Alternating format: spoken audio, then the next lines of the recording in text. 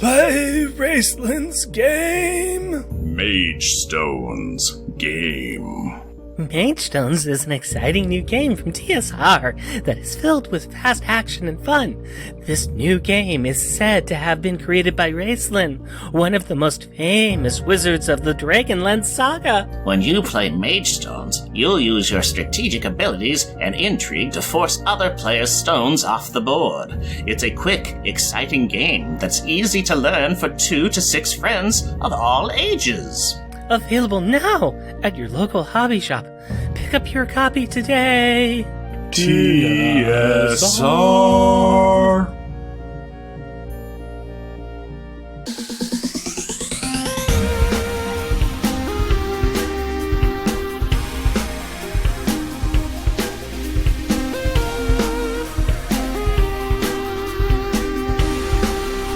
Welcome, dear listener, to our podcast. Jeff and Rick present Unpacking, the Power of Power Pack. Where we journey through each issue of the most underrated Marvel series of the 80s while drinking beer. Analyzing awesome and amazing adolescent adventures and absorbing alcohol. I am Jeff. And I am Rick. A dream to some. A random banter to others. Random banter time, buddy. Talk to me. Tell me trivia, tidbits, and tantalizing tales of things. To dream the impossible dream. I know it's probably not from Man of La Mancha, but as soon as you started saying that, I couldn't help but think of Man of La Mancha. I could see that. This is, I am cheating. This is a random banter intro that I have used before, but it fits really well for this issue. I want to say it's Star Trek? No. I will give you the same hints that I gave you last time, Okay. which is plastic, shiny, glimmering plate mail. Oh, Excalibur. Yeah, there you go. There you go. And You got Duh, two duh, of them right there in the one. You got like Excalibur and Dreams. I mean, bravo, sir. also, the word that I removed and replaced with random banter is a nightmare to others. I'm just like, oh, what random banter am I going to do? And I'm like, oh, man, I can't not do this because it just fits far too well. Nope. It fits perfectly fine. And we are going to get all those things in a bit. But first, I'll talk about my random banter, and I will bring it back to movies. Because I watched, like many other people, probably during this past week or weekend when we're recording this, Godzilla vs. Kong. I would like to say right now that movie is not good. It is not good. There is plot holes in it. There is, the characters are just meh. The premise is flimsy as anything. Is it fun? Was I laughing hysterically? Yes, I was. Was my family completely not interested? Yes, they were. Did my family just say, what are you enjoying about this movie? Yes, they did. But was I loving it? I was loving it because it was a bunch of big monsters going punchy, punchy, punchy, punchy, punchy, punchy. And that's what I wanted. That's what I wanted. I wanted big monsters punching each other. And that's what I got. Awesome. I do, in fact, really want to see that. The trailers for it have had me stoked. A neighbor friend of mine was like, hey, random question. We're going to rent a theater. Do you want to come see this with us? And I'm like, yes, with all of my heart, but no. Oh, come on. You got your shot. You got your shot. I know. Well, one shot. You're only Not one two. shot boy. I'm halfway there, living on a prayer. You and I both, my friend, because I was going to mention one or the other, but I decided we're here. Last weekend, I got my first shot, and I got my second one scheduled for, I think it's May the 2nd. Yeah, May the 2nd. So, yippee, skippy Don Jones. And how did I get in there so early? Because I hit the age, but I got my appointment before they opened it up for a lot more people. How did I get in there? I said, yes, sirree, Bobby, I am overweight. I have a high BMI index, and I am not afraid to admit it. Because does that get me in to get a shot early? Yes, it does. It's like, I'm not quite there, but I could drink more beer and eat more pizza. I think I'll be ready. I tell you, you know, I went in there, they're like, so what's your reason for being here? Hi, BMI. She just looked at me, nodded and smiled, and said, roll up your sleeve. Yes, ma'am. I want that sweet, sweet candy put in my arm, please, ma'am. Just get me there, because I want to get it done. I want to be on the right side of history on this. I want to open it up. I want to be part of the herd immunity. I want to help protect those people who, for some reason or other, don't want to get theirs, but mostly the people who can't. Yeah, we talked about this before, actually, on a thing. It was called Free Riders. where they're free riding on other people's immunities. And so you got to have those other people there to provide that buffer for the people that either are unable to or unwilling to. So you were able to get into it because of the Hot Pockets in your pocket that goes into your mouth. The Hot Pocket excuse. The Hot Pocket Express. In it goes, and there I tried to keep it so I can get my shot. I got it a different way. I wrestled an old person to the ground and stole their shot. No, nice. I didn't do that. I got mine early because I volunteer at a vaccine center. So one of the mass vaccination sites, I volunteered there. And at the end of the shift, they were like, have you had a shot? And you say no. And they go, you want one? And you go, yes. And then you get in line. Scheduling up, me and Hillary both. That's how we've done it. And she's had her second now. And she's volunteered a couple of times. I'm scheduling up another volunteer thing. And, I did monitoring duty on people, the 15-minute wait after they had their shots. And it was really fun. I really enjoyed it. Walking up and down, wearing masks, answering questions. Either, you're checking on people and seeing, answering their questions if they have any, or checking to see if they need a medic. I got to call a medic for somebody. I got to answer people's questions. I got to talk to people. And the overwhelming feeling that people had was just relief and joy. So many people that were there were just so happy. I was talking to one lady and she's like, I pulled in to my spot and got in line and, parked the car waiting to go forward. And I just started bawling and I don't know why. And I'm like, well, you've had emotional trauma for like over a year now. It's expected.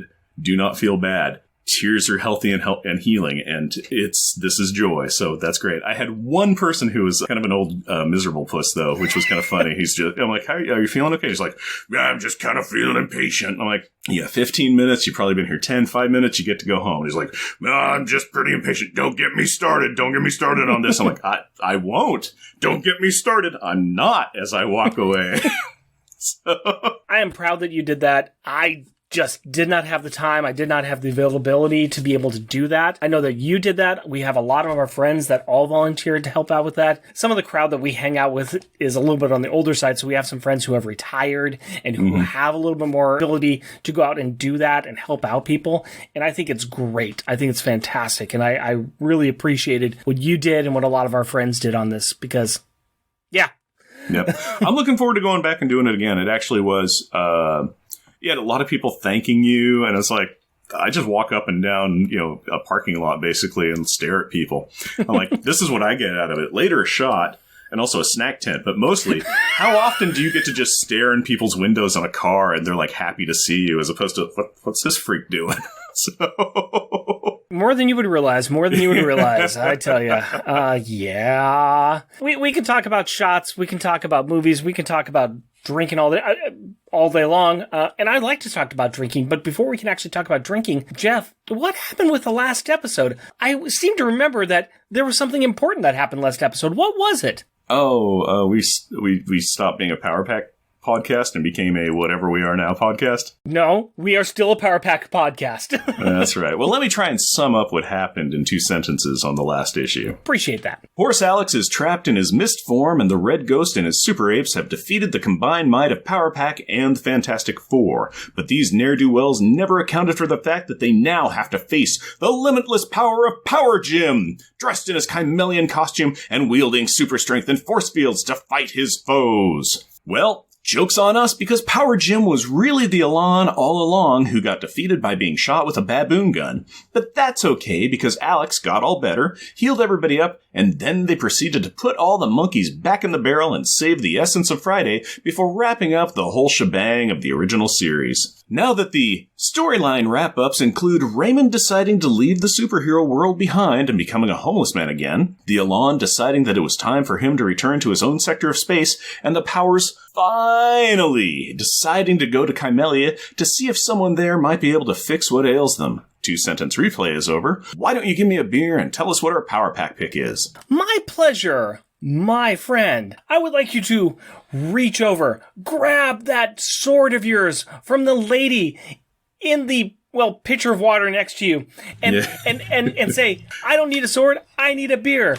And what beer does she give you, Jeff? The legend states that he who is able to draw this beer forth from this paper bag entombment shall have their thirst quenched forever. Hey, I did it. I'm a hero. I'm a thirst quench man. Rogue Dreamland American Lager, 12 fluid ounces. That is a pretty can. That is very purpley and yellows and artsy and very dreamy. There's a person skateboarding down a twisty yellow road through space with spaceships and screws and rockets and pterodactyls and cement mixers and screwdrivers and flowers with eyes and cartoon fingers and stuff. There's a UFO with a three-headed monster in it. So, that ties in too, yeah. There's fish. There's a a planet. There's a lot going on with this. Yeah, it is a three-eyed monster in a flying purple people power kind of thing. Yeah, Dreamland. Mm-hmm. That's why this beer got picked, because this Excalibur issue number 29 is all about Nightmare's Dreamland realmscape stuff and 4.8% ABV. I don't know if that's going to be enough to get us to Dreamland, but it should be pleasant. It's a 14 IBU, and this beer was born from a dream to renovate our hometown skate park in Newport, Oregon, to give our community a safe and clean place to skate. The incredible people at Dreamland Skate Parks help make our dream a reality, and with them, we want to help others realize their dream. So we brewed a Dreamland American Lager, a simple, crisp lager, from which a portion of the proceeds will go towards building skate parks around the world. Welcome to Dreamland. Very nice. Storytime in it is dedicated to do-it-yourself, dare, risk, dream. Dream the Impossible dream. I tell ya. To drink the drinkable beer. To pour the beverage without foaming. Well, what are we doing? I kind of got lost there. Sanchez failed on the pour of the beer. Oh. I got foam. I have a very successful pour on mine. This is possibly the best pour I've done in years, and I'm very proud of myself. And you saw it all on audio. On audio. Yes. Don't take it from me. Look here on the audio format. See the WAV file show the perfect foam on the beer. That's a very bubbly American lager looking beer. Yeah, that is very, very clear, very clear. Once again, we do the Jeff test, and I can kind of see Jeff through that hazy fog of a clear beer there. Yep, you look to see if you can see me, and I hold it up to some orchid lights to see the coloration that comes through. And yeah, that is just a very pale, wheat colored, very bubbly. That's like a Hefeweizen. Yeah, except Hefs are this unfiltered. Is even paler. Yeah, this is way paler than that, and even way more clear. But yeah, it looks like a soda pop, in all honesty. It looks like it could be a ginger ale or a honey cream or something. I'm getting more of a wheat smell from it. Huh. I'm getting generic American lager smell off mine. Well, I mean, same thing. This is an American lager, so it should be. So, so it's doing what it's supposed to. So far, we've described exactly what a lager should be. Yes. People, look at a generic American lager. There you go. Now smell it. Not one of the skunky ones, but this is a very pleasant smell. Yeah. It's very... I gotta tell you, this is very pleasant.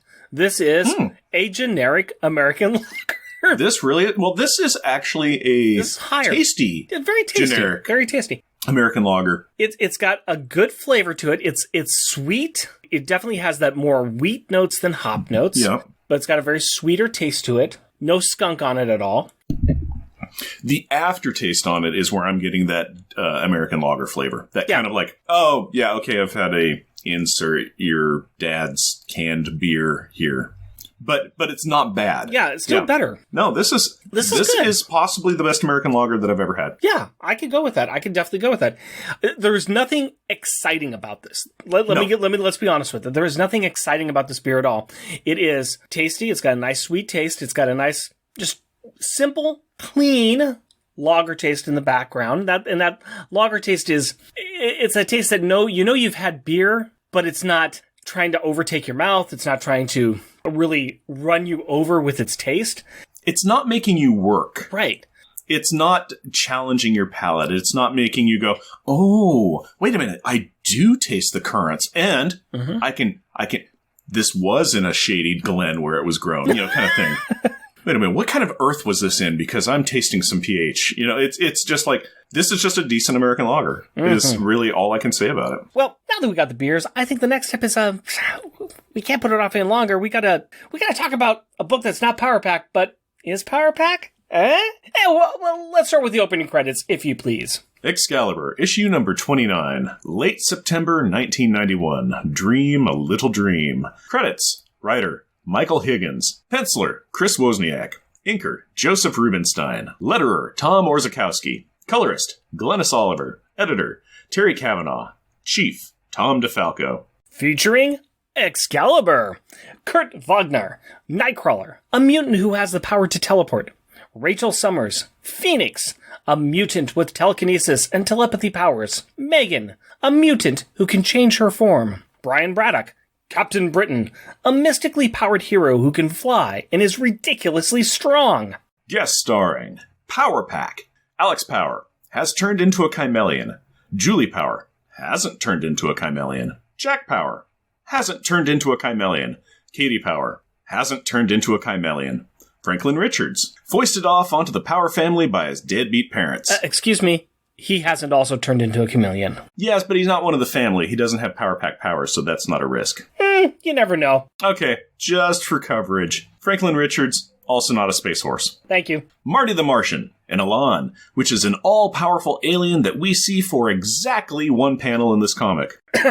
And also, not a chameleon. Thank you. Friday, not a chameleon, but a chameleon smart ship. Jim, but not Maggie Power. Jim is trying to find a cure for Maggie's chameleon-induced brain damage by traveling the Earth instead of going to Chimelia, where the chameleons live. But they are not chameleons. No, Jim and Maggie, not chameleons. Flying through the air with greatest of ease, Captain Britain, Megan, and Phoenix have noticed something strange floating above the lighthouse that is their headquarters, and they have gone to investigate it. Hang on. They have a lighthouse as a headquarters? Huh. Is that a problem? What? No. Just, wait. Hey, Hillary! We're moving! I have a really bad idea! Check Zillow and see if there are any lighthouses for sale. Yes! I said lighthouses! Well, this is just going to make things really awkward. But I'm also curious to see what happens. Anyway, back to the story. The thing which has got the flying members of Britain's foremost mutant team all anxious is a really big spaceship. And I mean really big. We probably should talk about scale and size sometimes, because while this is Friday, I do not think we have ever seen her drawn that big before. The enormous ship has caused the team to come out ready to throw some fists because there is no telling what this UFO besieging their lighthouse might do. But they quickly determine that the ship is really not doing anything, just floating there. In a shocking move, they all decide to pull a McCready and Childs before causing destruction. So they wait to see what happens? Yes, they wait to see what happens. This is a good moment for the fourth member of the team, Nightcrawler, to join in. He has been watching everything from the lighthouse and decides to teleport onto the ship to see if he can find some answers, or some sweet alien swag he can sell on eBay. He quickly discovers what he takes to be an unconscious alien horse creature from some distant world. Sweet! Those can sell for so much money! But we all know that it is Alex Power. Well, drat. Alex picks this moment to wake up and start to ask his old friend for help because Alex knows Nightcrawler is who he is, even though Nightcrawler doesn't know who Alex is. It's confusing. Not as confusing as that sentence. There is a lot that happens all at once, and the writer quickly moves us past a large part of awkwardness. While Alex is talking to Kurt like he knows him, the Elan, who is no longer missing an antenna, walks up and asks Alex if he is okay. Hearing just Alex, Nightcrawler makes the grand intuitive leap that this is Alex Power. Question. Why did he not first think of Alex Summers? I mean, I would guess that Kurt may have a closer relationship with a fellow X-Man than a kid he met in Power Pack number 12. Well, Kurt had taken a moment and read the call sheet for this issue. He saw that Power Pack was going to make an appearance, so he just put it together. Besides, what kind of relationship does Alex Summers have with space? His dad is a literal space pirate and captain of a literal spaceship in literal space. Ah, that is literally, or figuratively, a good point. All of this aside, Kurt shrugs his shoulders, probably thinks this is not the weirdest thing to happen here this week, and offers the assistance of Excalibur. After the rest of Excalibur is let in by Friday, who finally says, welcome, and nothing else for the rest of the book, we get an explanation about what is going on by Alex. Okay, before we go on, we should talk about the pony elephant in the room. Alex, who is now in a blue, or black, depending upon the panel, instead of red costume, is probably about 4 feet tall and looks like a small child in a bad horse costume, wearing red booties and gloves. Apparently, the red suit contained lifts and a muscle package. Basically, he looks more like Spider-Ham or Bone than a chameleon. Yeah, let's just say that Alex's molecules settled down after the transformation, and he shrank in the wash. Anyway, picking up from the world tour hinted at in Power Pack number 62, Papa Power took the maladied mother to a special research clinic in Britain. Everything looked great at this place, until it was not. The good doctors were actually evil doctors, and they gassed the whole family and Franklin Richards. Alex, who wasn't in the room with them until he apparently was, being a gassy little horse, was able to go to Friday where Marty was waiting and then passed out. Good story. Can't wait for the movie. But how did they end up at the lighthouse? Friday knew that Nightcrawler and Shadowcat were living there now. And how did Friday... Oh, simple. It was plot convenience. The most versatile ability of all. Ah, I love that superpower. Or Google Maps. Well, Excalibur is convinced they love to help people with weird stories. It's their shtick, and they have nothing better to do today. So one ride later to the Institute of Psychic Research and the creation of a plan, and we are ready for action. Ooh, this should be good. Excalibur is made up of X-Men members, and they love busting into places Kool-Aid Man style. What is the wall they are going to break through? Put away your red picture costume and get ready to say, oh no, because they are going to go all sneaky this time. Phoenix does telekinetically manipulate Captain Britain and Megan's clothes to look like a doctor and a nurse, which isn't how telekinesis works, but oh well. While she will play the part of the patient, Alex and Nightcrawler are going to teleport inside. Bamf! Not very actiony, but very Star Trek 4-y. Saving a family instead of whales. But, okay. Good thing they have Nightcrawler to teleport them in. Oh, he is still recovering from an illness or an injury or an in something, so he can't teleport them both inside as he is too weak. But that's okay, as Alex announces that he can teleport now. Seems like it's part of the upgrade package he got when he became a space horse. A thing to note would be that we haven't heard about this new power before this, or seen him discover it. He's just, got it now. Of course he does. Well, as Kurt and Alex check out the basement and hidden areas, the other three meander through the halls. Phoenix is feeling around telepathically to figure out where the family is at and what is going on, but she is just finding blank minds, people with no thoughts. That's probably not good, but before that can be investigated further, Alex finds his family, but they are heavily guarded.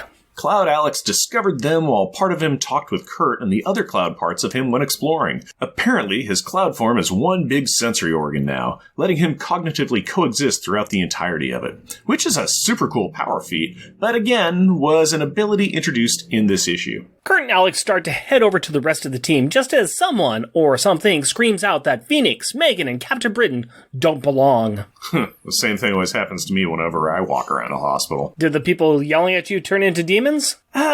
Sometimes, but I don't really like to talk about it.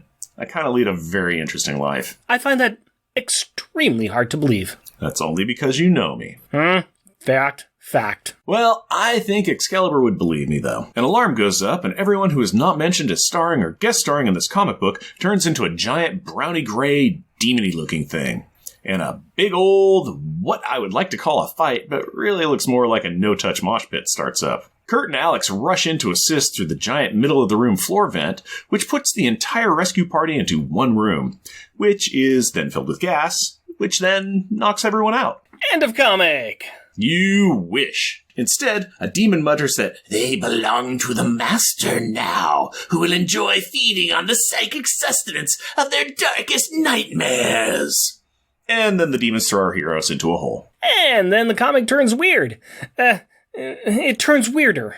Boy, howdy, yes. The next 8 pages have a similar theme. Each 2 pages are read as one long page with 6 panels. The white border in the middle is not a straight vertical line, but rather a sinus rhythm, like a heartbeat. Each 2-page spread represents a different scene for a different character. And we start with Rachel Summers, the Phoenix. And in order to understand what is happening here, you have to know something about the character. You see, she is from an alternate future where she was captured, tortured, and turned into a hound to hunt down the other mutants. She came to the past to change history, but she still has some serious nightmares about where she came from. So here, she finds herself back in that nightmare, which she recognizes as such. But the being who has trapped her, the guy called Nightmare, quickly pushes aside her will and makes her a witless slave, which he then sends out to destroy Excalibur. Okay, a new player has entered the game. Who is Nightmare, you may ask? I really wasn't, but you be you. Created back in 1963 and appearing for the first time in Strange Tales number 110, he is the evil ruler of the Dream Dimension. Capital double D on those. He is like an evil force who does bad things to good people in their dreams for funsies, and food, and quite possibly profit. Good presentation. Don't know why it took you 20 slides of PowerPoint for those 2 sentences, but I would never, ever question your artistic expression. Good. Our next 2-page spread shows Nightmare's invasion of a strange and terrible kingdom. Luckily, there is a hero named Bonk, a caveman with a large head, who is ready to bring justice and order back to the land by using his head. Bonk's adventures from TurboGrafx X16. Are you finished reading the advertisement in the middle of the book now? Yes, I am. The next trapped victim is Captain Britain. He looks to already be nightmare caught and is in a trial. The judge is the Red Queen from the Crazy Gang. They're a group of bad guys comprised of characters from Alice in Wonderland. The Red Queen is about what you would expect. She is accusing him of disloyalty and treason. The jury box is Nightcrawler, Megan, and yay, cool, Shadowcat. They all find him guilty. Well, yeah, I would too. You are on a team based out of the UK. Your name is Captain Britain, and you are not the leader of the team. The roster is less than half actual British citizens, and really, Captain Britain is kind of a tool. Well, only one verdict can really be given. Off with his head! Off with his head! Off with his head it is! Wait, you had Carrie read that line? Well, Katie's not in this issue, and Carrie's just getting bored sitting here. Well, she can also say this sound effect. And that sound effect would be the sound of Captain Britain's head being cut off by Nightmare, which is kind of disturbing. Next, we have Megan, in one of the worst bits in this book. We start with her having a fancy meal with Captain Britain. He spends the meal calling her all ugly in all kinds of ways. She runs out and sees Nightcrawler, who is outside of the restaurant. Mean gut, that is a lucky break. Kurt is nothing if not a jerk like Brian is. Yeah, you'd think, but Kurt actually doubles down on the prior comments Megan just heard, and I am not even going to repeat what was said. Well, that's just horrible. I agree. And the beautiful woman ends up crying on a bed, looking at herself in a mirror. But it's not her, it's actually Rachel's image, and Nightmare's arm that comes out of the mirror and grabs her by the neck. Now we're in Kurt's nightmare. First, he is talking to his longtime girlfriend Amanda, asking her to marry him, but she turns him down. So he asks Megan, Captain Britain's girlfriend, if she will marry him. Man, that's messed up. But don't worry, she turns him down, calling him ugly, not beautiful like her. Before we go on, it seems to me that this superhero team has horrible self-image of themselves. The majority find themselves dumb and or ugly. Yeah, and this is compounded by another interaction with missing team member Shadowcat, who calls Kurt a freak. And she is not his friend anymore. Now a sad Kurt is screaming to the heavens, wanting to know if there will ever be anyone for him here. And it's at this point that he gets attacked by Rachel being led by Nightmare, saying that there are here for him. Okay, well, that takes care of Excalibur. I guess it's up to Alex Powers from Power Pack to save everyone, right? Hang on. Hang on. Have you forgotten that this is not a Power Pack book, but it is written by Mike Higgins? So that means that this is a secret Fantastic Four book? Right in one. Remember, Franklin Richards was also captured and, like everyone else, has been put into a deep dream state. This deep dream state reminds him of the coma that he had on Friday a couple of episodes ago where he says he almost died, which is news to me, but I will chalk it up to a 4.5-year-old's belief system. Franklin is uber powerful now, and he somehow breaks out of his dream prison by following the call of someone else who has powers like him, but he's not on stage yet. Okay. We do now have a scene with Alex, though. Tiny, tiny horse Alex! Facing off against Nightmare, who is riding Rachel like a horse, because she now looks like a demonic space horse. Well, okay. Sure. So, That would make it a horse versus a horseman on a horse. Of course. Then it gets weirder. Again, it gets weirder. Nightmare merges Alex, him, and Phoenix all together to become a weird, pudgy, 8-limbed, 3-headed beast. But then, there's more. Following the subconscious call of Phoenix, the god in this machine swoops in to save the story as the psychic energy of Franklin Richard breaks the beast apart back into their component parts. Luckily, all the right ones. Nightmare is not pleased at this, and he forces Phoenix to attack the featureless white energy dream form of the Power family's young ward. Franklin is not pleased with that, so he uses his dream self to merge with and take over the body of Phoenix, which causes a convergence of vast and cosmic energies, which obviously results in a big ol' Crash-a-coom. The next morning, we see Kurt pouring some coffee into a Batman mug. Nice. TM. He is in the kitchen talking to the rest of the Excalibur team. It appears that they all had really weird, strange, shared dreams last night, but they feel that they will never know if it was real or not. And thus ends Excalibur's portion of the storyline. Hey, Rick, it's your line. We need to talk about the end scene with Power Pack now. What's wrong, buddy? We need to go back to this kitchen scene. I don't see why we... Oh, wait. Okay, yeah. You mean the one panel where we see all the members of Excalibur? Yeah. Okay, well, what's the matter? What? Sartorially speaking, what the PJs is happening here? Yes. Huh. Well, since it appears that they have all just woken up, they are each still in the clothes that they wear to bed. You know, I guess that's what they wear to bed, and that's what they're in now. And this is okay for a comic book. Well, it was approved by the Comics Code, so I guess so. Sure, why not?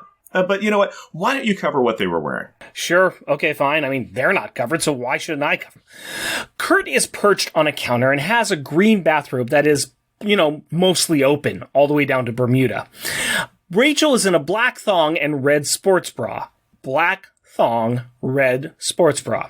Megan is in a barely there, frilly pink lingerie thing. And Brian is sitting down on a chair in the middle of the room, manspreading for the whole wide world of sports, barely wearing just a towel. You forgot to mention a gray Lockheed the Dragon who is not wearing anything at all. I am talking nethers to nose here. That doesn't bother me because he normally does not wear clothes. So that's like a familiar room with a view. Okay, so... on the last page. Hey, Rick, look.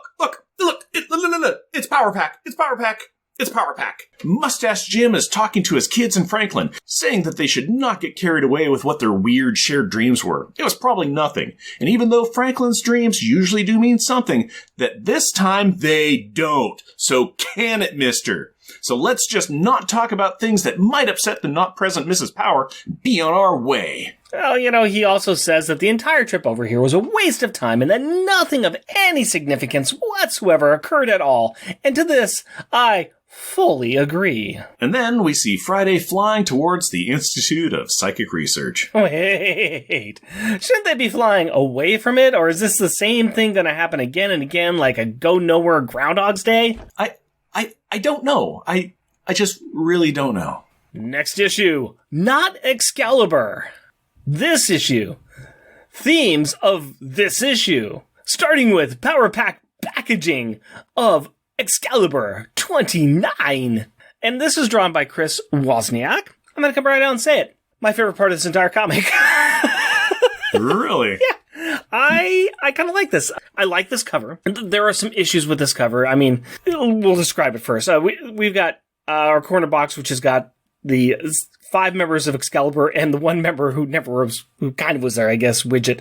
Anyways, and then at the top, Excalibur, which I've always liked the Excalibur logo. It's very cool. It's the word Excalibur, the X is 2 crossed swords, and behind it is a sword with the E kind of being the hilt. And I always thought that looked very, very cool. And it says at the top, Knight of the Phoenix. And we have Phoenix standing there in front of this gray kind of shadowy background, and she's got the Phoenix effect behind her, and like her face is all red as her costume and kind of flames coming up. And then there's this like mountain that she's standing on top, and Lockheed is passed out on it, and Megan's passed out on it, and Captain Brent's passed out over her in the mountain. Nightcrawler's passed out on it. And I think it looks very, very cool. I think it's a very striking cover, and it has absolutely nothing to do with anything. It's true. Yeah, it is a good looking cover. And now that I relook at it, you're like, this is the best part of the art. And I'm like, yeah, it is. It is.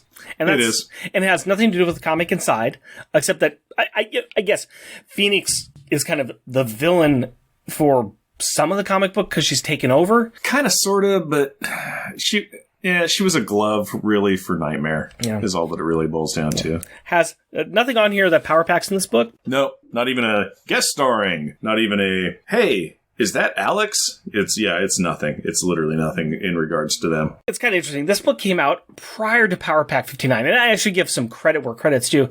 I kind of tripped over this when I was looking stuff up, and one of our former guests of the show, Corey from New Warriors Talk, he had posted kind of an in-depth Twitter breakdown of this issue, which I kind of stayed away from looking at because I didn't want to, get a lot from it. But he did point out one thing that I did read, and that was that this book came out prior to Power Pack 59, which was prior to Alex it being revealed that Alex had turned into Chameleon. So, way to go, Marvel scheduling. There's probably a story that's in there, but here you go. I know I was getting Excalibur at the time. I know I was getting Power Pack at the time. I may have saw this and it was like, what's going on? It may have spoiled it for me. I can't remember. I think that my interest in Power Pack had diminished so much by then that it was kind of like, okay, I guess this is going to be happening soon. And maybe this explains why Alex is losing his hair and stuff. Okay. So I can't remember back then. Yeah. Some of this stuff, it's basic. It's kind of just hard to get worked up on. Yeah. Where it's like, oh, this is a scheduling issue that kind of would have spoiled the thing. And except that the story is so something. It's so something. Let's talk about some pieces here. Size and scale. Friday's huge. Alex is small. Alex is either quite small and muscly or quite thin and pudgy. It's hard to tell. It's hard to tell. I mean, the way that they've got Alex in here, here's the thing. I almost like this version of Horse Alex a little bit better than the musculared out version that we were seeing at the end. I thought the drawing of musculared out, Chameleon was very cool looking, but this seems a little more realistic. It's like, it's a kid that's been changed into a chameleon. That makes sense. It's not a kid who's been changed into a chameleon adult. I can almost go for this one a little bit better. Plus, while it's not my favorite artwork, and I think that I think that it does look, you're right, this does look a little bit like Bone almost. Yeah. There's something kind of cute about it as well.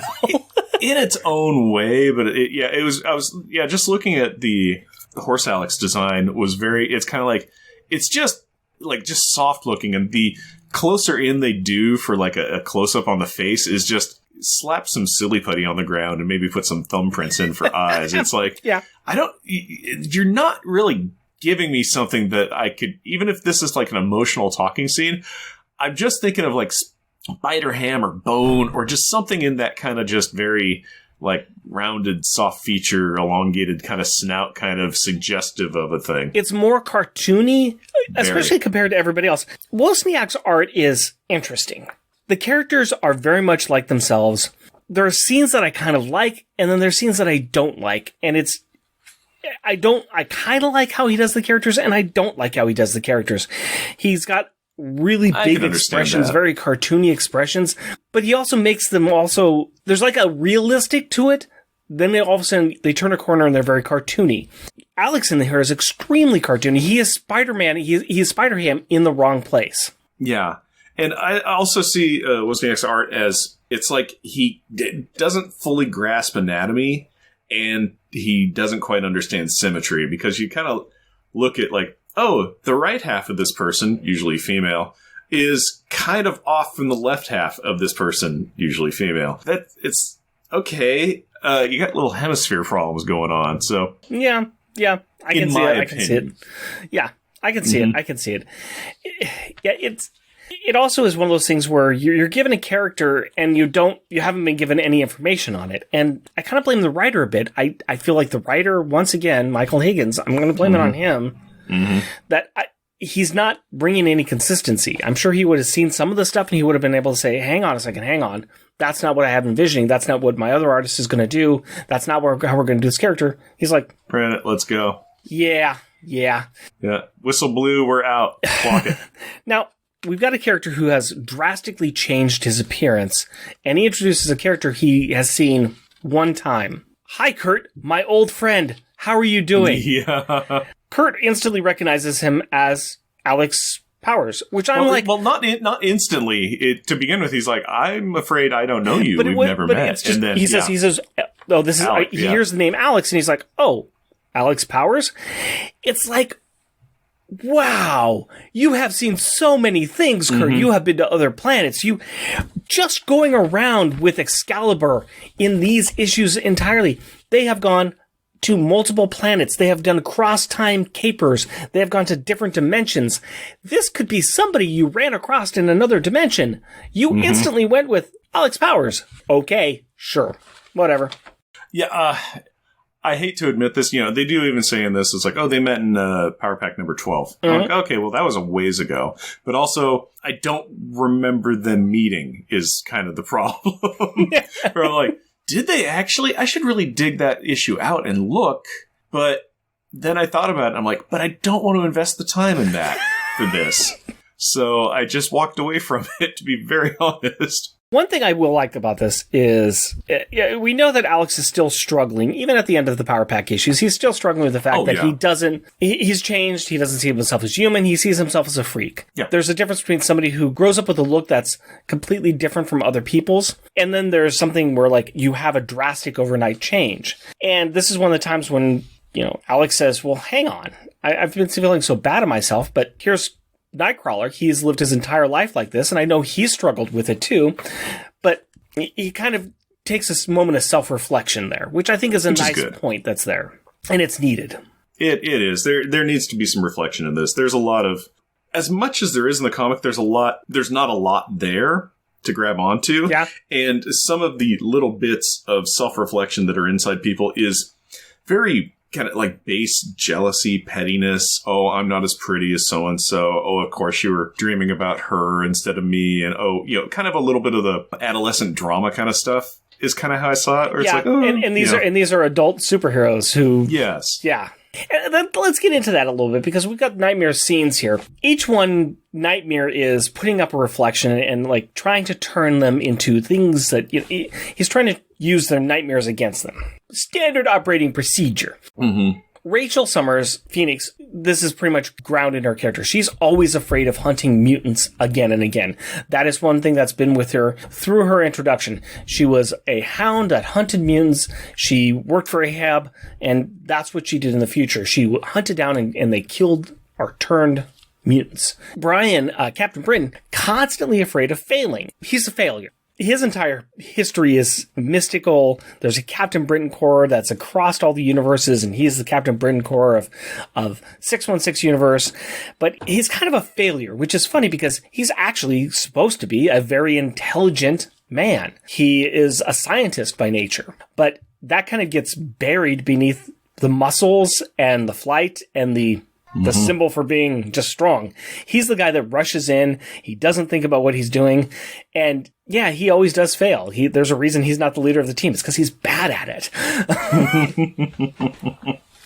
And then his girlfriend, Megan. She loves him to death. She's a kind of a fairy folk. She has her own natural form, but she can't really remember it because she tends to reflect on what other people think she should be. So her body will change depending upon who she's around or how she's interacting with them. Whenever she gets kind of close to Kurt, to Nightcrawler, her body turns furry and blue, and she tends to reflect what other people see or desire. And then, of course, there's Kurt, who grew up being raised by Roma people, and he was raised in a circus, which helped protect him and his looks, because he looks like a demon, and that's how he's always been treated, and he's always he hates the fact that he's being a freak. Yes. What's your exposure to Excalibur back then? Did you read these books back then? I know that I have some of these books. I don't know if I have this particular issue or not, but I know that I was reading some, but I also know that it I think this might have been around the time where I started kind of like cutting titles. You know how you start reading comics? You're like, oh, I'm going to get Spider-Man. And then you have too much comics coming in for far too long. And then you start winnowing things out as you're like, I'm really not enjoying whatever, Meteor Man or whatever. And then Excalibur was on that list that it just kind of like, you're not making the cut, because it just was, I think, just odd. Yeah. And so I remember that I was kind of like, not a huge fan. But I don't remember much about it. I kind of remembered the team, who was in the team.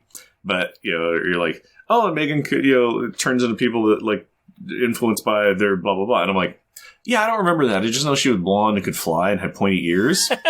It's like, yeah, okay. But I just know that they kind of just went, like, way over into the different fields of, I don't care-averse kind of thing. So I may have been out of them by this point. People either liked Excalibur or didn't like it. I was one of the people that still liked Excalibur. I liked how weird it was. I liked the goofiness of it. I liked the strangeness of it. And the artwork I always enjoyed, too, prior to Chris Wozniak. Okay, then what you might like about it might be the things that I don't like about... Like, to be very honest, I'm not a Nightmare fan. I don't like Nightmare issues. And I kind of see Excalibur stuff is in that realm of that kind of like fanciful kind of thing. But with like Nightmare issues for me are always just like, oh, who cares? Okay, I get it. It's this giant world threatening thing, and everyone now is asleep and they shall die, but I shall be all powerful. But Doctor Strange will be there, and then everyone will wake up and go about their day. And it's kind of like, I don't care, man. I've never been a fan of Nightmare. He's not one of my favorites. And the story has always been one that's like, what? I don't get it. It just lets him kind of do whatever, and it holds no ramifications or, there's very little weight to it when you're like, it doesn't matter. It's like, no, you're just looking at it for, you'd be like, oh, okay, I just want to look at things. And that's the one thing we got here is that we've got something that really doesn't matter because everyone kind of wakes up and says, oh, what happened? I don't know. Nobody learned anything. Nobody changed. Nobody grew. This doesn't fit in any other narrative. Power Pack's just going to come out and saying, yeah, we went there and nothing happened. Moving on. Yeah, no, and literally, it's why I kind of referenced it in the script where it was like, Jim Power, very last page, one of the very last things on there is saying, and nothing of any significance happened here. Nothing. Talking about like, oh, we went to this institute, but it didn't pan out. It was like, yeah, but that's sort of telling when the author is kind of putting that in, and you can actually say, yeah, but you're just talking about the story you just did. Yeah, and nothing matters. Nothing changes for Excalibur. Nothing changes for Power Pack. What did we do? What's the point here? We want your money. Thank you for coming. Otherwise, this doesn't move anything forward. Yeah, it was kind of along the lines of there's 12 issues a year that need to come out, and guess what? It's September. Even if it came out that Excalibur, did remember this and said, well, okay, that happened the other night. What did we learn from this? Well, we learned that we all have some issues that we need to kind of deal with. We all have some self-image issues we need to work with. That would be something. Come out of it with that. But no, we don't get that. Everything in here is we already knew this about this character. There's nothing new in here about it. And it's not introducing the characters well. It's introducing them poorly. Let's take it from another side. Let's put this in a vacuum. Let's say that somebody did not know anything about Power Pack and Franklin's appearance in this book and Power Pack in this book. You still won't. You know nothing. No, you know nothing. Nothing. Power Pack, according to this book, is about some people who live on a spaceship, and one of them looks like a horse, and there's an alien. Yeah. And it has something to do with the Fantastic Four. There you go. Also that they're trying to help somebody on the ship. That's it. Seems like it's a family. The rest of them aren't mentioned. It is a very, Alex episode, but I know Franklin was there, but also he was forget-aboutable. Yeah. If that makes sense. It was just like you could forget about all of them. And even there was a scene where it's just like, oh, Alex, with a very cool power feat of, just pushing his cloud around and he can sense and view through all of it. I'm like, well, that's really cool that they've never touched on before. Where, he's just like, oh, I found my parents and they're in these tubes. Are they guarded? Yeah, heavily guarded. Now, there's 3 doctors in a room with them. It's like, that's not heavily guarded. That's just like, there are people there. So. And we don't really know what Nightmare was doing here either. We don't know anything. Once again, here's the thing. There is the seed, the kernel of something that could be kind of interesting. You've got some things that you can do and make this interesting, but they don't. And that's what's really frustrating about this, about Michael Higgins and what he's been doing with the book. And I think that that's ongoing. Let's wrap this up by talking about the ending, because we have to talk about Sexy, Sexy Excalibur. We're going to talk about it again, but we still need to talk about Sexy, Sexy Excalibur. It's so sexy. Chris Wozniak, my brother, what are you doing? All right? that was for the personal computer. That wasn't supposed to be for this comic. You messed up there. You sent the wrong artwork. It's very weird. It's very disturbing. I'm going to do a little bit of a call out. I forgot to re-listen to it, but I can remember listening to Jay and Miles explain the X-Men when they talked about this issue, and they couldn't get past this last page either. They were completely befuddled by it, but they got to this last panel and they're just like, what is happening? I don't know. Because I read this comic, and that's not normal attire, folks. No, it's not. It's just he needed another cheesecake shot in there or something. He needed all the cheesecake shots. He needed all the cheesecake. Yeah, I think it's like he sent the wrong thumbnail that was supposed to go on the private drive that says taxes or something. Oh, don't look at my taxes file. Yeah. I am glad that Rachel, in that scene, especially wearing that getup, did not talk about the fact that she was dreaming about her former boyfriend from the future being in her dreams as a young kid that was saving her. Because that's another level of psychology that you need to get through. Who's her future past boyfriend? When she was first introduced in Days of Future Past, she was in the future, and her boyfriend at that time was Franklin Richards. Okay. That makes sense. Yeah. All right. Yeah. That didn't get brought up in this book, which I'm like, no. Whew. Yeah, especially with them merging together. Yeah. Culminating in an explosion. That was a scene where it's just like, white energy being dream self Franklin, who honestly looked like Jack. Let's talk more about the art. Let's talk about the artist in this issue in my new horrible segment that I call Creator Corner, where I do a bad job about talking about people who really are a lot more talented than me. So Chris Wozniak, he's not one of the artists that I tend to think about a lot. I know that a lot of people do notice his work from Blue Beetle and a lot of DC work that he did. Some of the real kind of poignant things about him, and you see that a lot in this issue, is the way that he draws faces. We kind of talked about it a bit, very animated. He does a lot with the big smiles that kind of go up, and big smiles that are kind of toothless. Yeah, almost inappropriate smiles for things. Because like when Captain Britain got his head cut off, it looked like it was just a smiling head bouncing off panel kind of thing. It's like, all right. That's one of the things he's known about. But over time, his work did start to improve a little bit. He started to kind of find his style a little bit more. But he was known mostly for a lot of stuff just in the DC universe to start with. The issues with Excalibur. He did some work with New Mutants. He did some work in New Mutants Annual 2 as well. Avengers West Coast. And some people like his work.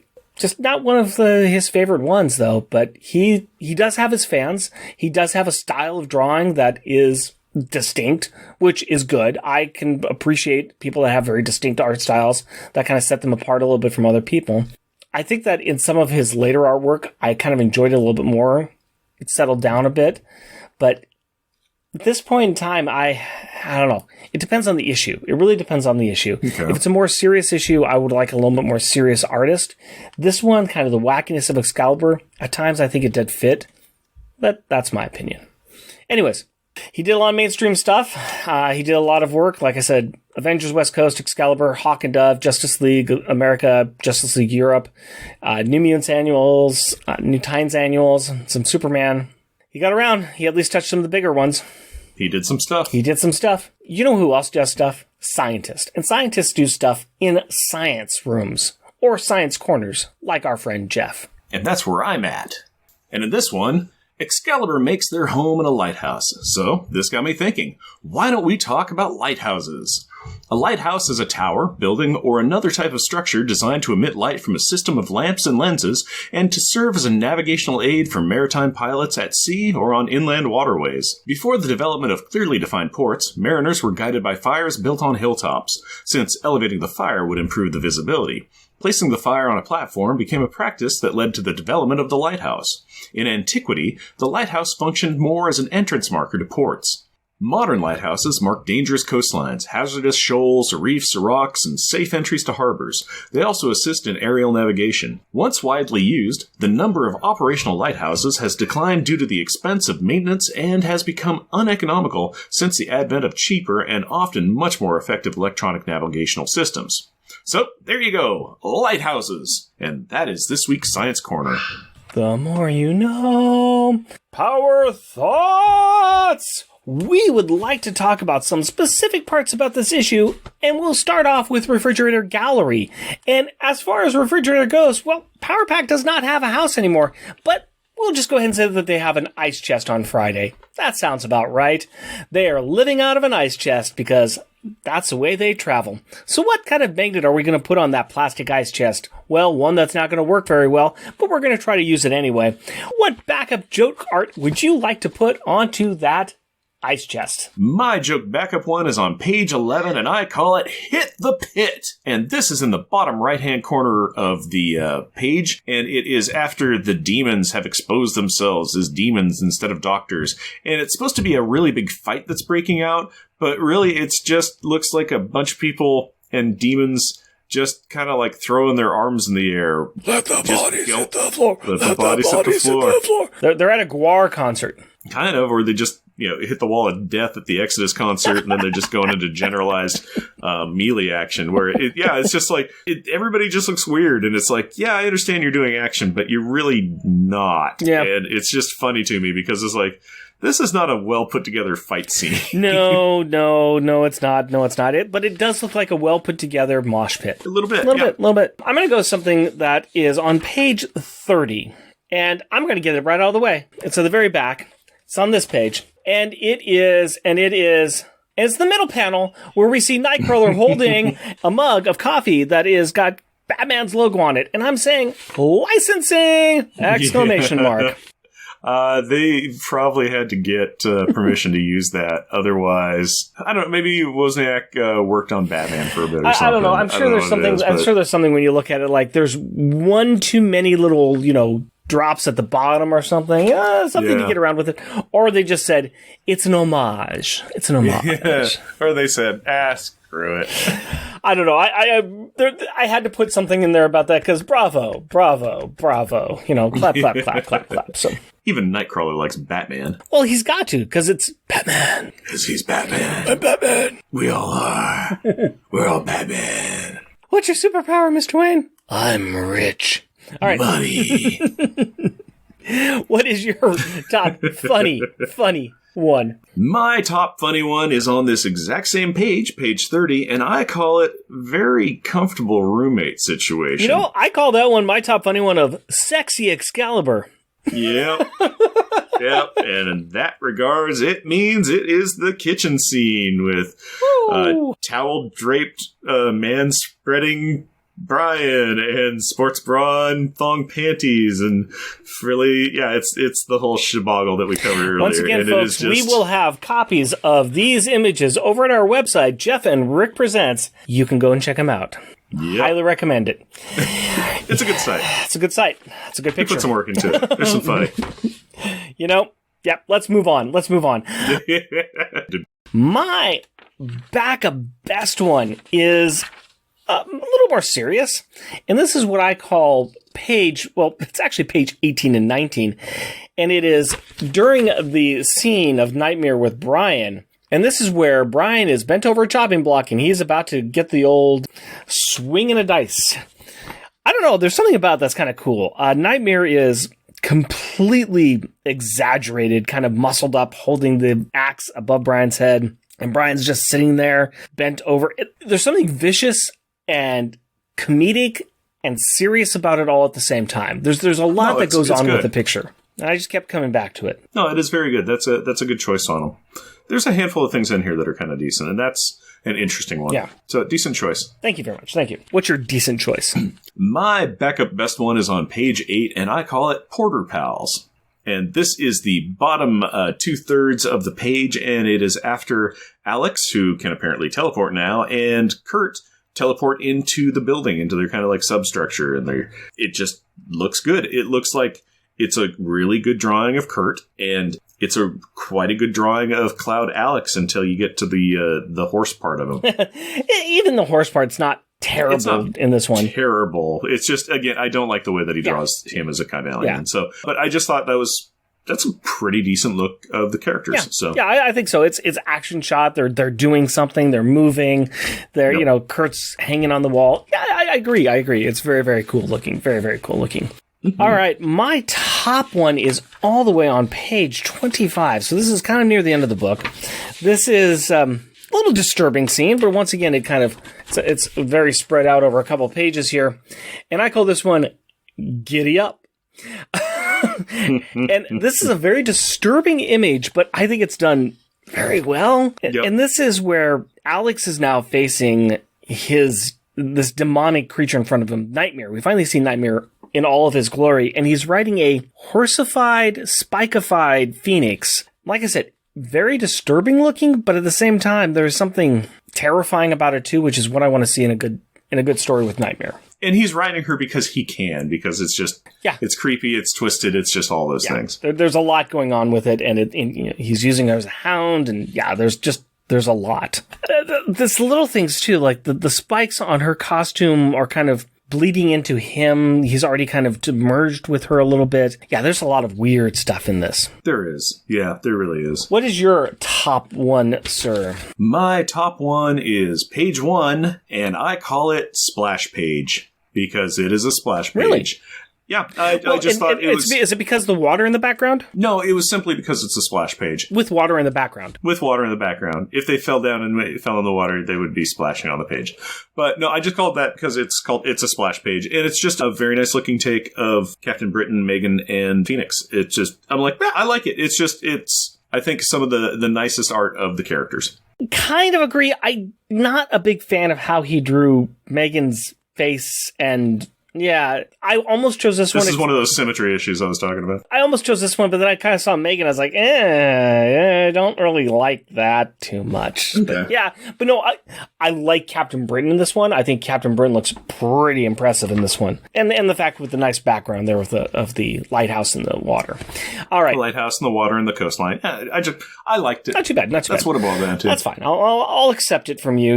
You splashy person. You. It's Rubber and Glue Moment. This is where we insult Jeff and possibly other characters in this book. What is the best or most childish insult in this book? Now, Jeff. Mm-hmm. What do you got, man? What do you got? Well, I am going to avoid the obvious choice ones where it's the... I may not have been able to do that. Yeah, I'm avoiding the Megan Nightmare scenes. Yeah. And, so my backup Rubber and Glue moment is on page 25, and this is when Nightmare comes riding in on Rachel into Alex's dreams, and he says, "Ha ha ha ha, foolish child." Yeah. I just like foolish child. Foolish child's good. Foolish child's good. I like that one. That one's not too bad. Like I said, I couldn't really get away from all of the Nightmare scenes. I did stay away from Megan's, but I did like something that was said in Nightcrawlers. And this is on what I'm calling content page 23. And it's when Amanda's talking to Nightcrawler and she says, "You can keep your ring. I'd no sooner marry you than a Cocker Spaniel." Oh, that's a good one. Yeah. I mean, yes, there's bad self-images in this, but as far as insults go, that's a pretty good insult. Pretty good. That's a pretty good insult. Yep. Yeah. That's a pretty good one. I looked through those and I did like that one. And then I was like, I got a theme that I'm going to follow now and I'm going to do that. And I think that if you're following your theme, I think that we're going to have the same top one if it's going to be on page 26. It is on page 26. And it is Nightmare talking to Energy Franklin. Energy Franklin. Yep. And what does he call Energy Franklin? Of course, the miserable child called Franklin. Miserable child. Miserable child. That's the one. That's the one. That's my top one. I like miserable child quite a little bit. I can go with it. That is acceptable. All right, let's go ahead and do stars in detention. Identify the child who is the best and the worst in this issue. Okay, we got two choices here. I mean, we could use Friday. We could use Marty the Martian. I'm not going to. I'm kind of keeping this between Alex and Franklin because they're kind of... I expanded it out into the Excalibur team. Oh, you because, did? You did? Yeah, that's what I did. But I could easily pull it out and just put it onto just Power Pack Well, since you like to break the rules that I set up for the show all the time anyways, you do you. You do you. Yeah. What can I say? I'm kind of a Travis McElroy. I'm kind of a bad boy of podcasting. Kind of do my own thing. They're not coming on our show, man. I know, but if we plug hard enough, maybe they will. If we plug in hard enough, we'll get a cease and desist order. Anyways. Hey. Go ahead and tell me what your worst one is, sir. I'm going to say Captain Britain, Brian. Really? Yeah. Huh. He did nothing, and originally I was going to say Megan, and then I was like thinking about it. I'm like, no, I'm not picking her. That's kind of victim shaming and stuff. And also, here was kind of the scene that did this for me. Friday's hovering over their thing, and Brian's all like, oh, we got to be ready. Anything could happen. Oh, we're going to be, like, yeah, let's go crush. And Megan's like, it's not really doing anything at all. Just kind of like bringing realism to the situation of like, it's a car parked across the street. I don't know. That's kind of par for the course for Brian, really. And he really doesn't do much. I think but that was the thing. He did nothing. And then even when he was on trial, and it's just like, you're disloyal and a traitor. And he's like, what? No, I would sacrifice myself for the law. I love this country. And then he got his head cut off. And I'm like, you just, and you're a big man spreader at the end. So I'm just like, no, he just didn't do. All right. He didn't do. That's your choice. I kind of disagree a little bit. I went ahead and went with Franklin. Really? Yeah. Because... Okay. Bold choice. Yeah, he came in and saved the day at the end. Nice. Real nice. Mm-hmm. Mm-hmm. Where did he come from? What was he... If he was able to do that... Where did he come from? Where did he go? Yeah. Why didn't he do that earlier? I mean... timing. Storytelling. Plot. Yeah. It's... If he's so powerful and was able to do it, why didn't he stop it? What was happening? Mm-hmm. Why did he have to wait so long? Okay. I kind of was like, he was used there just as, like we kept saying, the Deus Ex Machina. He's just, I've written a story. It's really cool. I need a way out of it. Franklin will get us out. It seemed very weak. It's like, that was your excuse. That's how we're going to get out of it. All right, fine. Okay. I didn't like it. I didn't like the use. I didn't like him in it.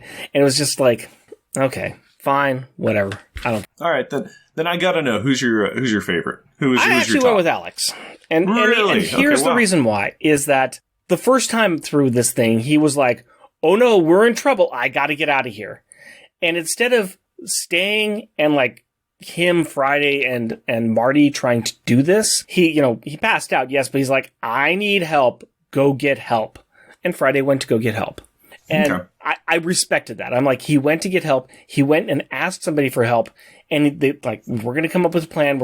It was a good plan. It was fine. It's just, they got taken down. I just like the fact that he actually tried. He was fighting. He was trying to fight through it. He was getting overpowered by Nightmare. But I just saw him like trying throughout the thing, and especially the little conversation he had with Nightcrawler, or the thought he had about Nightcrawler. He's like, I keep talking about how ugly I am, or how much of a freak I am. I need to really think about what I'm doing. I liked it. It was a little bit more introspective, and it wasn't Alex just going, woe is me, what do I do? Woe is me, oh, waily, waily, waily. Okay, I can utterly respect that. In fact, do we want to make it so that it's just the Power Kids that are in this? You be you, man. I'm not going to tell you what to do. Every time I do, you tell me, me. All right. So whatever it was you said, I wasn't listening to. So instead, I'm going to say that my top kid was Franklin, because obviously he saved the day. He came in. He broke apart the trifold Phoenix Nightmare Alex conglomeration. He merged with his coming of age girlfriend in the future past, whatever it is. Awkward. Awkward. Yeah. Again, it was kind of hard to pick on anybody in this because nobody really had a lot of agency. Nope. I do like your reasoning on Alex. That's close to like swaying me over going, hey, wow, that's actually really pretty great. But I'm still going to give it to Franklin just because he fixed the day and reset all the clocks. At the end of the day, like everything else in this issue, it doesn't matter. Yeah, it doesn't matter. At all. Yeah, it doesn't matter. No, I could fight you. Nothing of significance. I could fight you in other times we've had this conversation. This one, it's like, Okay. Yeah, the phrase of "this is the hill I die on," it's like we're in Kansas, baby. It's this is the piece of flat Earth that it looks a lot like the flat Earth over there. I don't care. One thing I will fight you on, though, is top grades. Where are we going to put this issue in our ever-growing list of Power Pack or Power Pack themed stories? This one is going to count as a Power Pack themed story, even if it is lightly. Don't need to go past number 1. Yes, we do. But we've talked about number 1 a lot. Let's go ahead and talk about our 4th place on our list, issue number 35. That's right, 4th place, issue number 35, Life or Death. That's where Fall of the Mutants, they battle Pestilence. That was a pretty cool issue. I remember that one. But you know what? Let's talk about where we're at spot 19. Power Pack number 48. Another dreaming issue. Dolphin dreaming. That's my bad dolphin impersonation. Power Pack heads to Maine for a vacation with their buddy Franklin Richards.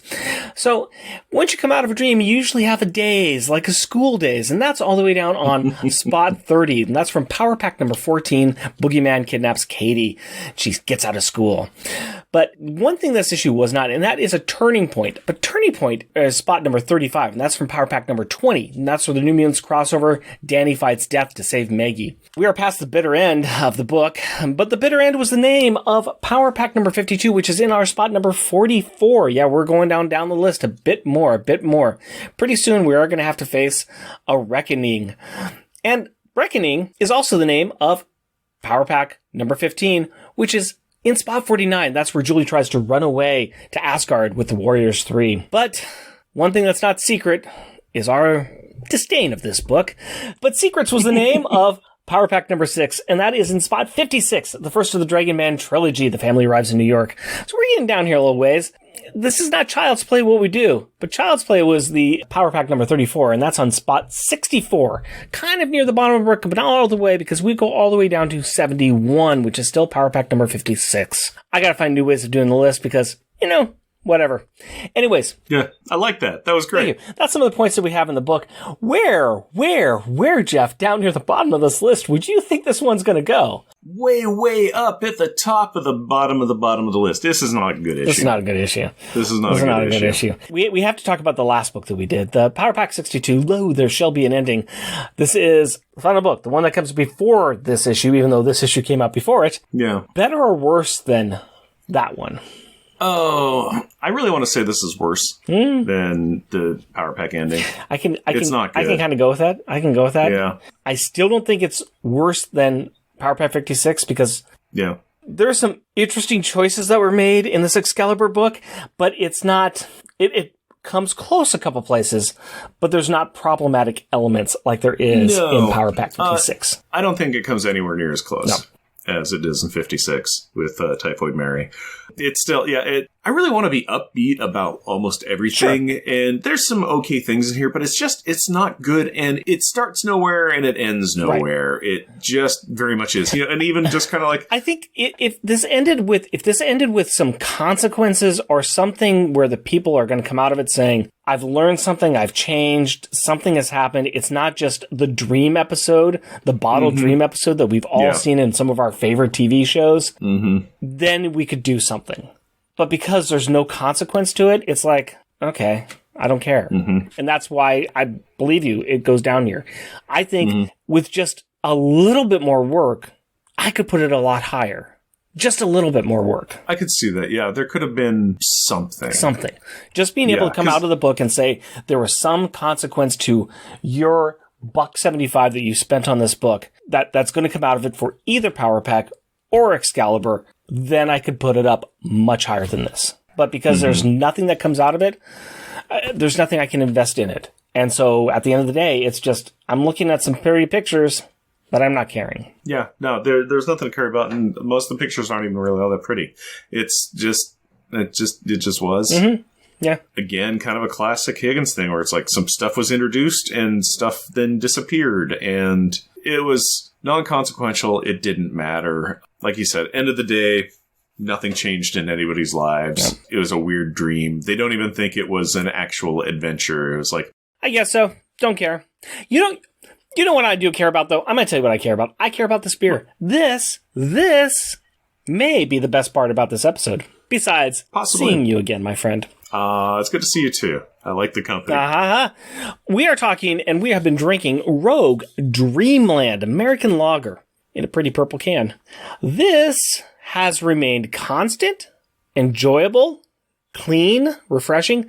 This is a nice beer to have in the summer while you're sitting at not a baseball game, but sitting at well, this kind of would be bad because I guess skate park would be full of kids. But, you're sitting outside watching watching a sport outside, a sport activity, and this is what you're drinking. You're not drinking the Budweiser or something. You're drinking this. Yeah. You're drinking a quality American lager at your venue of choice while it is safe to do so, because we're living in the current times.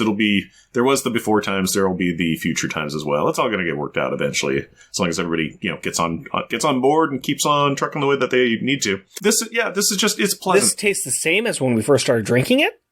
It's still got the same front taste, back taste, clear, refreshing, enjoyable. It is not exciting beer. This is not an exciting beer. This is not one that you're going, yay, there's something weird with this. No, this is just a really strong, normal beer. Yeah, this is a really good support structure. This is a really good framing job on a wall. It is what it is. Yeah. It's a really good example of it, like Rick said. It's not exciting. It's not challenging. It's not something where you're like, oh, hey, dude, Rick, okay, we're going over to this brew pub. You've got to try this. I bought a growler. Come on, I'm bringing it over. We're having this. It's like, no, you wouldn't. That's not a beer that you would do that with. No, this is a beer where you would get a growler of it and you'd bring it outside, sit on the back porch, and you're having a lazy day watching your kids play in the yard and just sitting back enjoying yourself. Yeah. You're having a picnic with some family friends or something. Hey, could you bring beer? Yeah, sure. What could I... Oh, everybody has different tastes. What could I bring that is just will be passable for everybody right here? This is it. Yeah. No. So what are you thinking? What's your Powerballs? I'm actually putting this at like 4.5 or a 5. I mean, I'm going to give it a 4.5, and this is the reason why. A 5 is going to bring that extra something. But I have got to give this beer the credit that it deserves. This is a solid, enjoyable beer that I've enjoyed drinking this entire time, and I enjoyed finishing it up, no problem at all. Doesn't leave any taste in my mouth, doesn't give me anything else than I want from just drinking a straight beer. And I got to appreciate that. So I'm going to go high as a 4.5.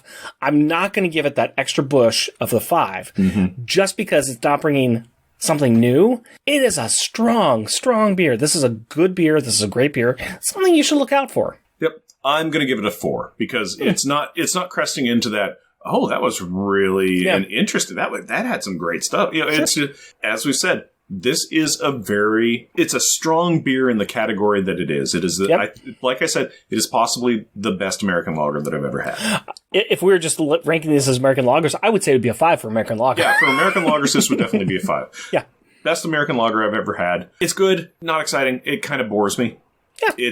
It just is. So 4 Powerballs from me. Good. I like it. I like it. I'm glad that you liked it, Rick. And you know what I like? What do you like? Kids' perspective, and that's where you talk to your daughter Carrie about the issue that we just covered. So, Rick and Carrie, please take it away. Hello, Carrie. Hello, Daddy. How are you today? Good, and I wonder if it's going to get better. Well, of course it's going to get better, because you and I are talking, and that always means that it's going to get better. Yeah, but is this comic better? Well, that's a question now, isn't it? Yep. So, we are reading not a Power Pack comic, but an Excalibur comic, right? Right. And one of the things I may mention, it actually takes place after the last Power Pack thing we recorded. What's that? Power Pack 60? 62. Yeah, 62. Right. Alex is like a cute little horse in this one. Yeah, they drew him to be a tiny little cute little horse, isn't he? And even when he was like all determined and stuff, he looked really cute. He was like, I'm gonna go do this thing. So you thought Alex looked cute. Did you like the drawings in this book? Did you like the artwork? Not really. Nightcrawler's mouth stretched out into too much of an oval. Yeah, that's what this artist does. This artist's style is that he draws in these elongated faces and these very open mouth faces. You don't like it? Not really. Not your cup of tea? Not really. No. Now we should remember, this takes place just a couple pages before the end of Power Pack 62. Remember, they fly off, they say, we're going to go and do some things, and then they come back and they drop Franklin off. So this is one of the things they did. And where did they go? Well, first they went to, like, a place to help Maggie's brain. Right, an Institute for Psychic Help or something like that. Yep. Well, gas everywhere, and so on. And something like that. And, Yeah. and they got kidnapped by Nightmare. What did you think of Nightmare? Well, evil? Kind of scary, kind of evil? Yeah. Did the story make sense to you? I don't know why he would exactly let them go free. Like, again. I don't think he had a choice to let them go free. I think that somebody broke free of his hold and got Rachel or Phoenix to break free too, right? Right. Who was that? Franklin? It was Franklin, right. Yeah. Franklin kind of broke free, and he was able to get Phoenix to break free, and they all broke free, right? Right. You kind of understood the story. Did you like the story? No. I can't guarantee this is the last question. Why are they all naked at the end? I mean, they got some clothing on. You might want to cover that up. Yeah, a lot of us have been asking that for many, many years. They're something like pajamas, I guess, but... At least just make it random pajamas. Something that is not that much skin.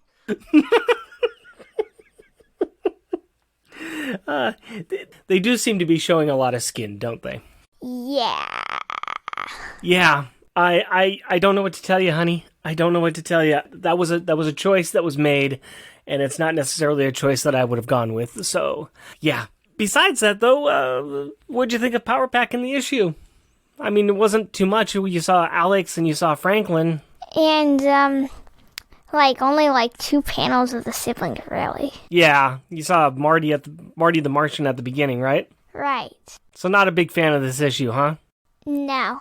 Still, why do they make Alex a cute little horse? He's not that cute, and he's not that small. Again, it was a drawing choice. It's not a choice I would have gone with, but it's a drawing choice. Well. Anything else you want to talk about with this one? No, not really. All right.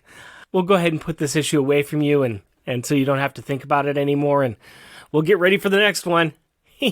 One more to go, and then we'll get to June Brakeman and Louise Simonson one. Yay! Thank you very much, Carrie. I love you. Love you too. There we go, Carrie. Insightful as always. Thank you so very much for joining us. Hey, Hillary! It's shout-out time! Call back the jokes. We like to recognize those listeners who take the time to write in or leave us a review, and this is for episode 78, where we were talking about Power Pack number 60. Yeah! Brenda Parsons. Charles Gears. Charlie Rose. Green Lantern HG. Hal Jordan. Hoover Jeremiah and the 4 Million Years Later podcast. Jeremy Daw. Joey Burdick. Kyle Sinelli. Man, this issue was so painful. Yeah. The Longbox Crusade with Jason Albrecht. Matthew Birdsey. Max Trevor. Michael Neritz. Nicholas Prom and Captain Freakout Psychedelic Radio Show. Sean and the Secret Wars and Beyond podcast. And as always, as we have to say it, Tim Price, the Podcrasher, and his show, The Outsiders. Waffles and his podcast, Waffles and Mario Talk About Things. The Worst Comics Podcast Ever with Cullen Stapleton. And we need to thank our Patreon supporters in a bit that is coming very awkward, but we're going to stick with it as long as we can. And so, astonishingly, awkwardly awesome and amazing, Andrew Burns. Cheerfully cheeky and charitable, charming Char Logan. Chatty, challenging, cheesy, and chuckling Charles Gears. Daringly destructive and devastatingly delightful, Damian Witter. Dangerous, devious, and deceptively dainty Doug Jones. Effervescent, exciting, energetic, and entertaining Edward Verocci. Jokingly jovial and judiciously jumping Jeff Bollier. Musically magical, mighty, and mundane Matthew Birdsey. Mythical, mystical, and magnificently monologuing Matthew Lazaretz. Rudely rhyming, rustic, and running Rustin Fritcher. Superiorly salty and stunningly smiling Sailor Bear Zodar. Shadowy shy, sad and silly Shag Matthews. Stupendously sartorially strange and steady Stephen Gray. Tyrannically terrifying and typically tame Tim Price. Technically, terrifically, and talentedly triumphant Todd Enoch. Wondrously weird and wonderfully wacky Wind. And if you would like to join our list of people who we are doing this to, please support us over on our Patreon. And be sure to check out the other shows that we are on. Sometimes you can find us on Junior Agent Submissions on the MI6 Rogue Agent episodes of On Her Majesty's Secret Podcast. And of course, my magnificent monthly Monday movie muckabout show on the Longbox Crusade Network. And we have some merchandise available on Redbubble. Go to redbubble.com and search for Unpacking the Power of Power Pack.